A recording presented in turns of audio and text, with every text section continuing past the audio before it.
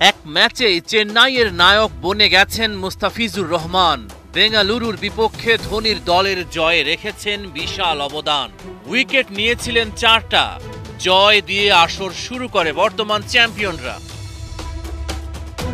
মঙ্গলবার আইপিএলে চোখ রাখবে বাংলা।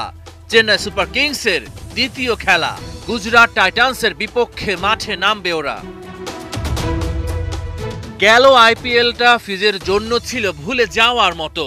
2 ম্যাচে সুযোগ পেয়ে মাত্র একটাই উইকেট শিকার করেছিল। তবে এবার শুরু থেকেই দুরন্ত। এবারের আইপিএলে মুস্তাফিজ বাংলাদেশের একমাত্র প্রতিনিধি। গেল ম্যাচে গড়েছেন একটা কীর্তি, পূরণ করেছেন উইকেটের 50। সব মিলিয়ে 49 ম্যাচে 51 উইকেট শিকার করেছেন তিনি। ফের চেন্নাইয়ে হবে খেলা। গুজরাটের ব্যাটসম্যানদের জন্য ফিজ তৈরি করবেন পাহাড় সম বাধা। বিশেষজ্ঞরা বলছেন বাংলার এই পেসার চেন্নাইয়ের জন্য দারুণ এক বিকল্প। ডেথ ওভারে বল হাতে দুর্দান্ত, আকর্ষণীয় তার বোলিং বৈচিত্র্য।